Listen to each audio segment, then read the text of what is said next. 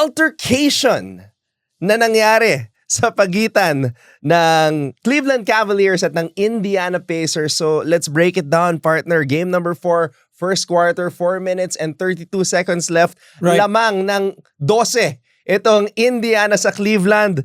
Benedict Mathurin, sinikmurahan si DeAndre Hunter. Nagalit yung DeAndre Hunter, dinuro-duro si Mathurin, tapos tinulak. And then here comes Miles Turner, tinulak itong si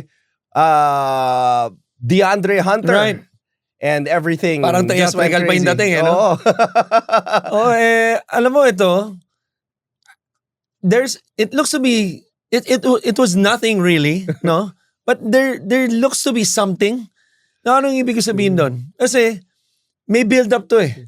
No, dalawang incident bago yun. Diba? Yung una, yung game 1 nung nakalaro si DeAndre Hunter. Yep. Padunk siya. Yep. Na-foul siya ni Mathurin. I thought it was good intention yung block na yun. He was going for the block. Just so happened a bad fall. And he landed on his wrist, I believe. And he stared him down. Right. That was the problem. Doon nagsimula I lahat. mean, the stare down, di ba? It's part of the game, I guess. Pero na-injure siya, hindi siya nakalaro. Hindi nakalaro. Ang mabigat doon, hindi siya nakalaro. Garland sa second game. Yep. Kasama to si Mobley, Evan Mobley. And then, third game? Was that third game? Yeah, they all came back.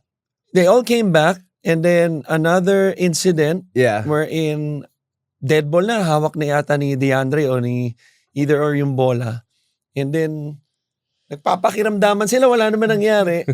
So, sa tingin ko, no, insecure tong dalawang to sa isa't isa kung sino yung mas gwapo. Na hindi natin alam. O baka meron silang tingin na pass na, kasi, hindi naman sila yung talagang nagkasikuhan. Maintindihan ko yung ganun eh. Nagkasikuhan, things get a little chippy. Wala naman masyadong ganon para suntukin ni Mathurin eventually, no, nung what was that, game 4? That was game 4. Yeah, nung game 4, di ba? Nung inbound na yun sa sideline, I remember on the right side.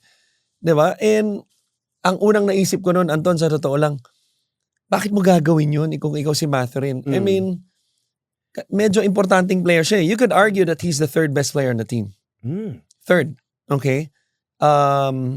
Again, you could argue. I'm not saying he is. But he's, you know, pinakita naman niya yung potential niya, yung talent niya.